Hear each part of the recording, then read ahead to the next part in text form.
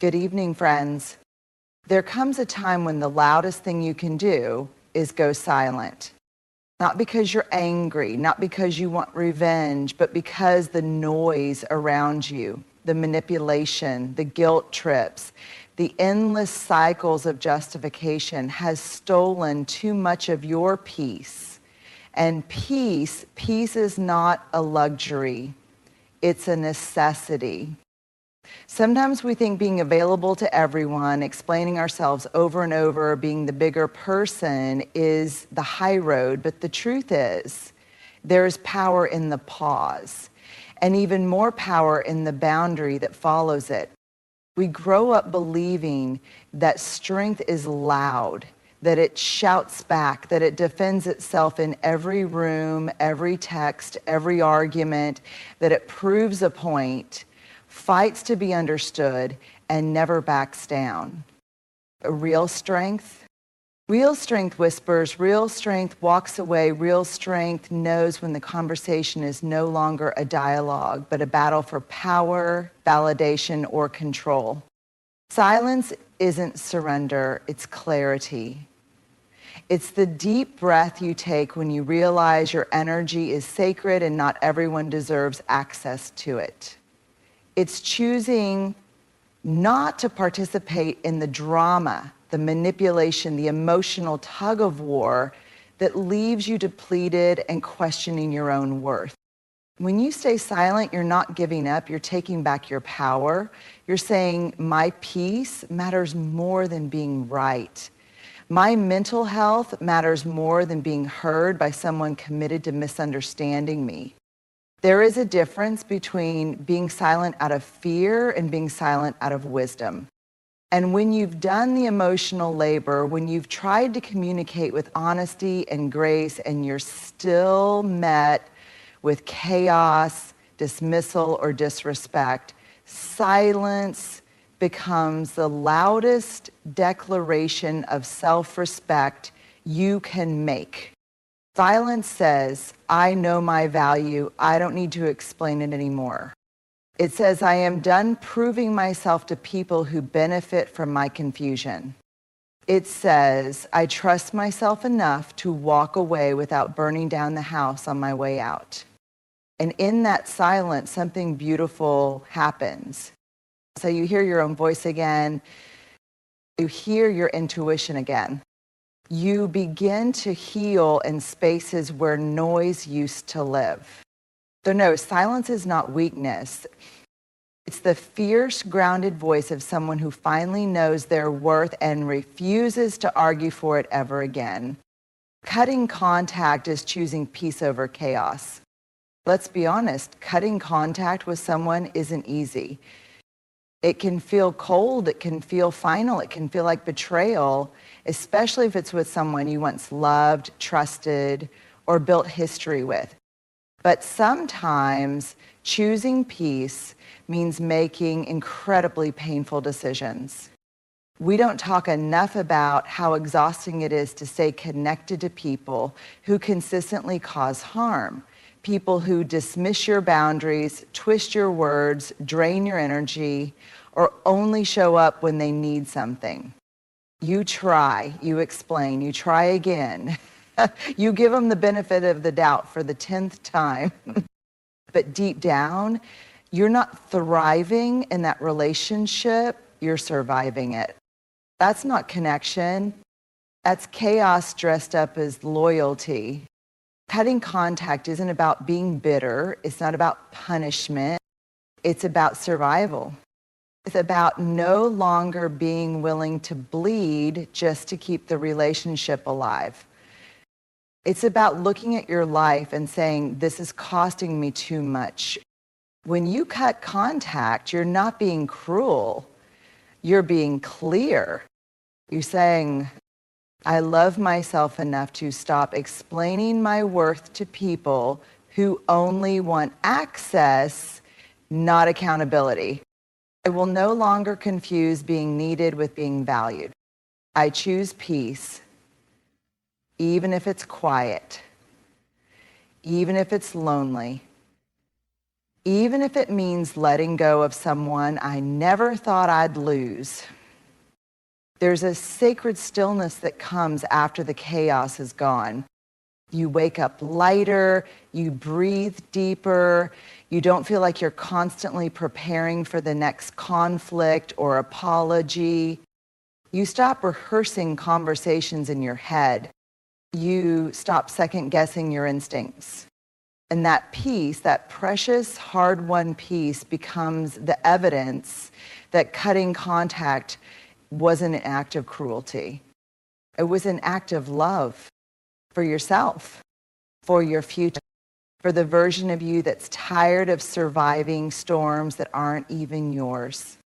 So, yes, it's hard, but choosing peace over chaos is one of the bravest, kindest decisions you will ever make.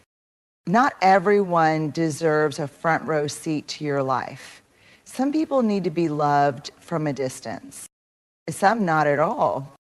Let's talk about boundaries, not the kind that are loud or dramatic, but the quiet, steady ones. The kind that say, this is how I protect my peace. Because at some point in life, you'll set a boundary that someone doesn't like, and they will make you feel guilty for it. They'll say you're being selfish, that you've changed, that you're overreacting.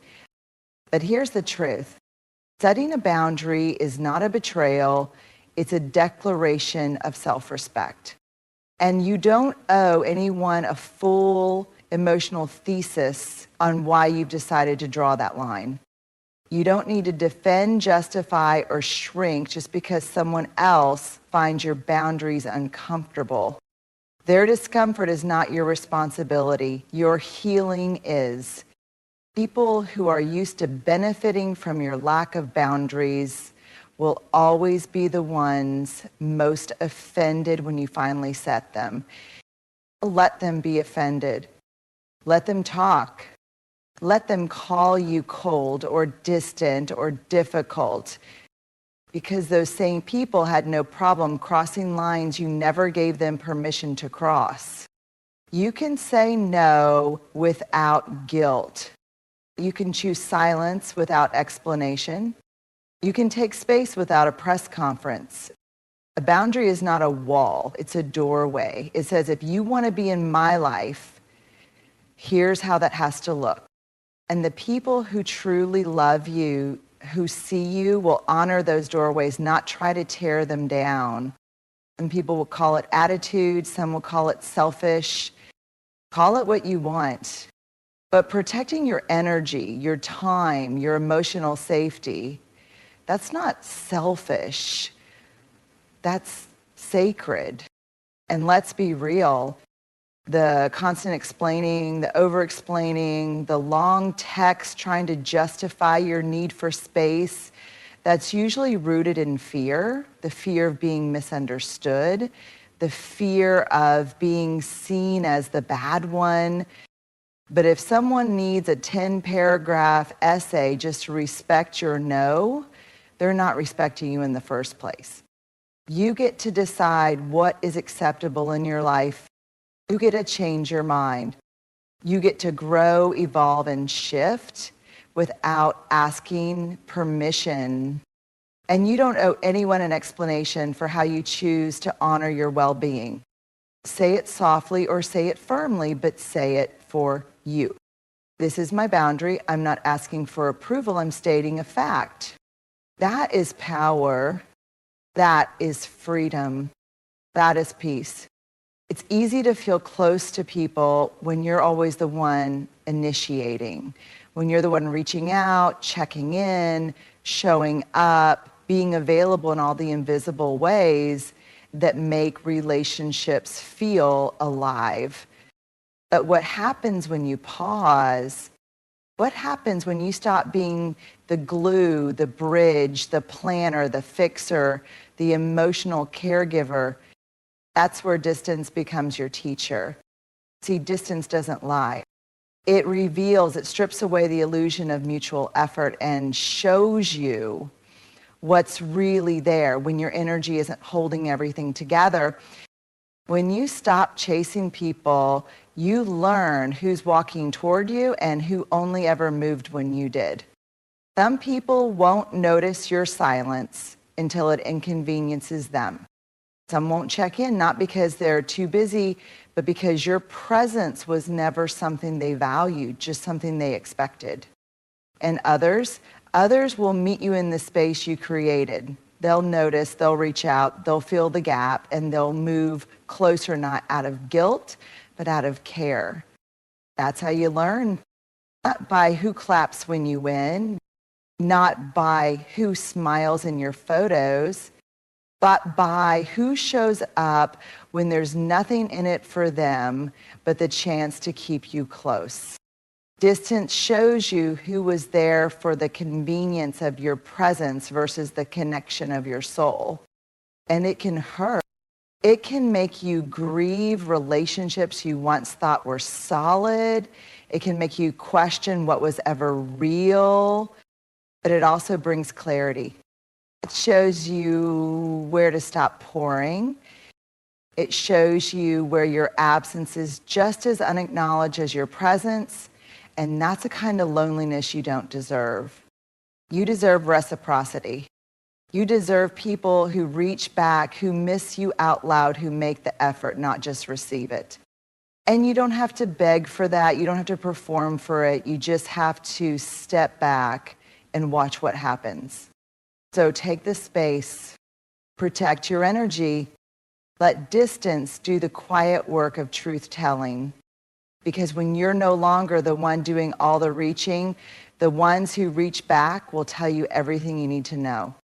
And the ones who don't, and they were only holding a version of you that served them, not the real, whole, growing you.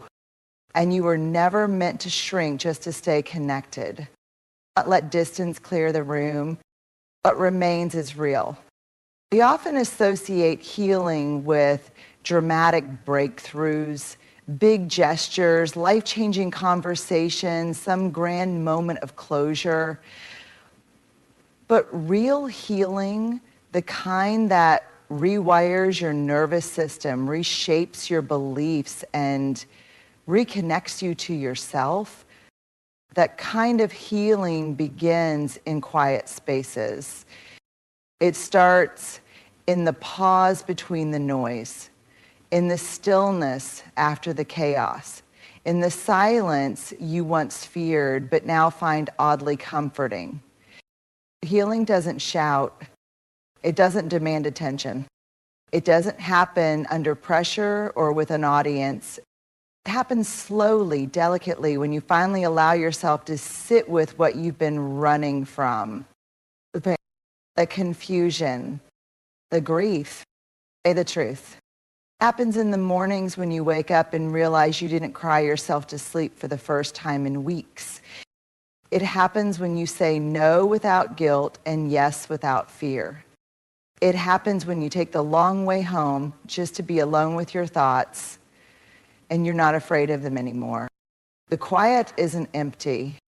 It's sacred because it's in that quiet space that you begin to hear your own voice again, not the voice of the critic or the people who hurt you or the version of yourself you felt you had to perform. But your voice, the one that knows what you need, the one that knows what you deserve. Healing is not always beautiful at first. It can be boring. It can feel lonely. It often comes with no external validation. No one clapping for your inner work. No one seeing how much energy it took to not text back, to walk away, to cry it out instead of numbing it down. But make no mistake, those quiet, unseen moments are where the transformation begins. It's where you stop reaching for temporary fixes and start building permanent peace. It's where you stop asking, why did they do that to me? And start asking, why did I keep allowing it? It's where you learn that your value is never tied to who stayed or who left, but to how tenderly you now choose to care for yourself. And the truth is, not everyone will understand the quiet season of your healing. because you won't be as accessible, you won't be as reactive, you won't be available for drama or explanations or energy that pulls you backward. And that might confuse people. Let it. You are not healing for them. You are healing for you. So protect the quiet. Nurture it. Let it hold you. Because in that stillness, your soul starts stitching itself back together. And one day, without even realizing it, you'll step back into the world whole. Not louder, but stronger, wiser. We're taught to hold on, to endure, to fix, to fight for people, relationships, and commitments, even when they hurt, even when staying starts to cost us more than we can afford. We're told that letting go is quitting, that it's harsh, that it means we didn't care enough, try hard enough, love deep enough. But the truth is, letting go isn't cruel. It's courageous. It takes far more strength to walk away from something familiar than it does to stay in it out of fear, guilt, or comfort. Letting go means you've finally stopped romanticizing potential and started honoring reality. It means you finally stopped carrying the weight of what could be and started telling the truth about what actually is. And that truth, it can be painful. It means facing the fact that love isn't always enough. That shared history doesn't guarantee a shared future. That sometimes the people we want beside us simply aren't meant to stay. Letting go doesn't mean you didn't care. It means you cared so deeply that you realized you couldn't keep bleeding for something that refused to heal. It's not about bitterness, and it's about boundaries. It's saying, I deserve peace. I deserve reciprocity. I deserve a version of love that doesn't leave me questioning my worth. And yes, it can feel like loss. You might grieve the memories, the connection, the imagined future. You might replay the good times and wonder if you made a mistake. But slowly, the grief makes room for relief.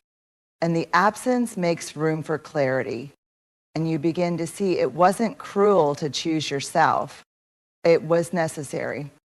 Because staying in something just to avoid discomfort isn't loyalty, it's self-abandonment. Letting go is choosing growth over stagnation. It's choosing your future over your fear. It's believing that there is more waiting for you on the other side of the pain, more alignment, more freedom, more truth. And sometimes the most loving thing you can do for them and for yourself is to walk away without bitterness and without blame. Just a quiet, steady decision to stop losing yourself in the name of saving something that was never yours to hold forever. So if you're there on the edge of goodbye, don't let shame hold you back. You are not heartless for choosing peace. You are not cruel for creating space. You are not weak for needing more. Letting go may feel like the end, but more often than not, it's the beginning. The beginning of coming home to yourself, the beginning of breathing freely again, the beginning of a life that honors your heart, your boundaries, and your worth. It is not cruel. That is courage at the intersection of silence, boundaries, distance, and letting go. This isn't a call to isolate yourself or live in bitterness. This is a reminder that your peace is not negotiable, that your energy is sacred, and that you are allowed to protect both, even if it means walking away from people you once thought you couldn't live without. There will be moments where silence feels unnatural, where distance feels lonely, where letting go feels like failure. But I promise you, those are the same moments where strength is born. Because every time you choose yourself, you're rewriting a story. You're breaking cycles. You're saying, I am no longer available for what hurts me. And that's not cruelty. That's healing. That's courage. That's growth. So be silent when silence is what saves you. Cut contact when connection costs too much. Stand firm in your boundaries without guilt. Watch who remains when you stop reaching. Heal in the quiet, even when no one's clapping. And when it's time to let go, do it with grace, but do it completely. You owe no one your pain for the sake of their comfort. You owe no one your presence at the cost of your peace. You owe yourself everything you spent years giving away too freely. It is not the end of love. This is the beginning of love that includes you.